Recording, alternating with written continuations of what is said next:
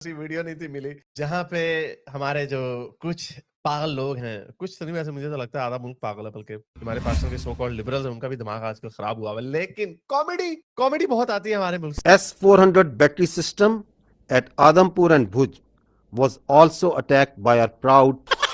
Identifying S-400, attacking them is a easier part than identifying. तुम्हारा बाप और देखो पीछे द मॉन्स्टर S-400 जो तुमने तबाह कर दिया था। तुमने तो ये पूरे का पूरा एयरबेस आदमपुर एयरबेस है ये। तुमने तो ये पूरे का पूरा एयरबेस आदमपुर एयरबेस है ये। तुमने तो ये पूरा एयरबेस ही उड़ा दिया था बेटा। Narendra Modi S-400 missile system अपने पीछे खड़ा करके ओ क्या बोले जा रहा है? नरेंद्र मोदी के आगे भी तो खड़ा है एक S-400। ये हमने दावा किया कि हमने ये दो तबाह किए हैं। उधमपुर की बेस पे जाके ये खिताब कर रहा है और देखें दुनिया को दिखाने के लिए पीछे अपने S-400 खड़ा किया और हमने इसी बेस पे S-400 की तबाही का दावा किया। मोदी ने वही S-400 अपने पीछे खड़ा किया हुआ है और कह रहा है ये देखो मेरे पीछे सही सलामत खड़ा है और देखो मैं खिताब कर रहा हूँ अपने लोगों से।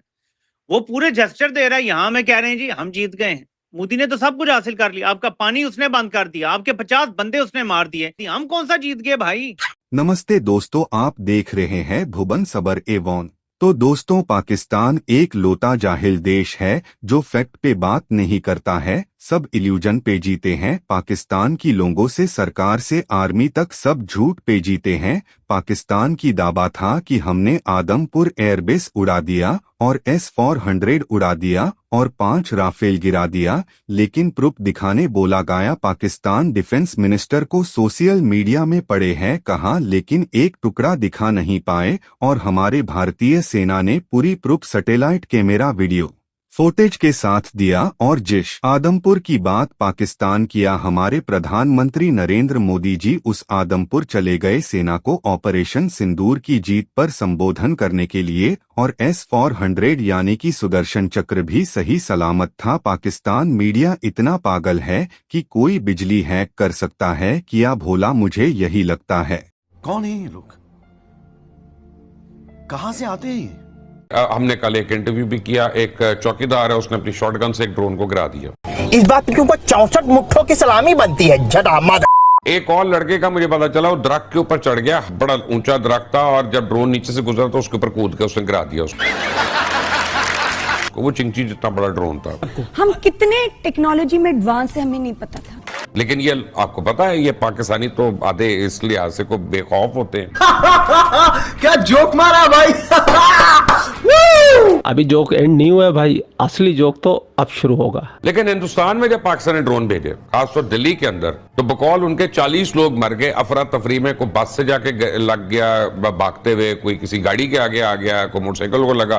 2 बंदों ने बिल्डिंग से कूद ली है नीचे के, यार ये हमें आके फायरिंग करके मारे। ये फर्क है दोनों कौमों। अच्छा, ये सारा इन्होंने हमारे मुल्क के लिए प्लान किया था कि इनकी आवाम पैनिक करेंगे। वो कहते हैं ना, लाल टोपी का तो आप जानते होंगे, तो लाल टोपी ने बड़ा जबरदस्त बयान दिया। लाल टोपी की तरह क्या बोलूं मैं इसके ऊपर। लाल टोपी, आंखों में आंसू, टोपी लाल, मुंह भी लाल, और ऑपरेशन सिंदूर के ऊपर जबरदस्त कॉमेडी आई है भाई। पाकिस्तान के ऊपर इस गजवे पर जिस तरह हम 65 और 71 के वाकयात सुनते थे ना, खासतौर पर 65 के हवाले से कि गैर मामूली ताकतें, रूहानी ताकतें, बुजुर्ग बाबे सईदी रसूलुल्लाह, असहाबे बदर, ये सब बुजुर्गों ने लिखा हुआ है कि ये सब के सब रूहानी तौर पर पाकिस्तान आए थे। और ये ड्रामा नहीं कर रही, मुझे भी बाद में पता चला था। इंजीनियर मिर्जा ने इसके ऊपर बड़ा तवा लगाया हुआ है कि पाकिस्तान में ऐसे मिजार बने हुए हैं, लाहौर में ऐसे मिजार बने हुए हैं जहाँ पे वो कहते हैं कि उनके बाबे कब्रों से निकले और कैच पकड़ लेते होते थे, और 7 पाकिस्तानी क्रिकेटरों को चपेड़े भी मारते थे, कहते थे एंज कैच फड़ीदा बगैरता। वो पकड़ लेते थे और वो हवा में फट जाते थे। ऐसा जबरदस्त एयर डिफेंस सिस्टम उन्होंने इशू किया था। तुम लोग ऐसे S-400 इतने अरबों डॉलर पे करते हो,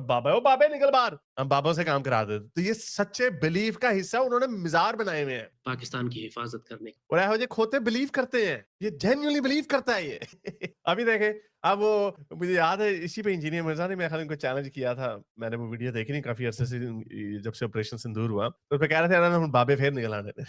निकल आए। इस छोटी सी झड़प में भी कई जगहों से हमें लोगों ने अपने ख्वाब भेजे कि जिसमें उन्होंने सईदी रसूलुल्लाह को पाकिस्तान की तरफ जाते देखा। इस दफा रसूल अल्लाह आ गए पाकिस्तान की तरफ, जाते देखे कि जहाज से बैठ के अंडे सी के बराक के ऊपर बैठ के आ रहे थे। आ कैसे रहे थे देखा है वो रसूल अल्लाह, पता नहीं कहाँ से, मदीना से निकल रहे हैं कबर मुबारक से, वहां से खोते में बैठ के, या सॉरी बुराक जो है उड़न खोता ही हुआ ना, जो पीछे से घोड़ा और आगे से मुंह जो है उसका औरत वाला, उसके ऊपर आ रहे हैं ऐसे स्लो मोशन में। अब ये हमें कहते हैं कि हम शुक्र लगाती है, तो अपने ये तो खुद इसको करो, इसके ऊपर 295 ब्लास्फेमी का मुकदमा, ये क्या है ये? कल मुझे एक बच्चे पाकिस्तान की तरफ जाते देखा। कल मुझे एक बच्चे ने अच्छा, इसमें रोने वाली क्या बात है? बगैर था खुशी मनाओ कि रसूल अल्लाह आ गए हमें बचाने, यार देखो उसमें खुशी भड़के मारो, सीना तान के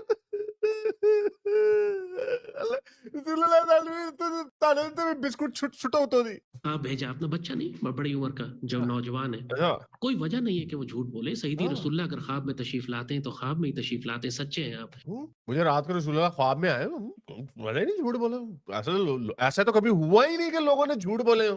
अच्छा, मजे की बात ये डिल्यूजन इतना बड़ा है कि अगर आप सोचते रहे ना यही चीजें ख्वाब में, वो जी ख्वाब रसूलुल्लाह बाबा जलंधरी, तो पता नहीं केड़े बाबा, वो उनके सोचते रहे, वो भी आ जाएंगे। जाहिर बात है जो आप सोच रहे होते हैं, अब 19 साल के लड़कों से पूछो उनके रात को उनके ख्वाबों में क्या आता है, जाहिर बात है वही आएगा जिसके बारे में सारा सारा दिन सोचते रहेंगे। ये जिस तरह की फिल्में देखेंगे, ये जिस तरह के लोगों को सुनेंगे, वही ख्वाबों में आपके आएगा। और वो बच्चा सच्चा है, उसने मुझे अपना ख्वाब भेजा कि पाकिस्तान के बैलिस्टिक मिसाइल खड़े हुए और सईदी रसूलुल्लाह उन मिसाइल की निगरानी फरमा रहे। चौकीदारी रसूलुल्लाह को चौकीदार बोल दिया ऐसे बेशर्म। अब मुझे बताओ, इसीलिए तो ये गज़वा हिंद है, पाकिस्तान।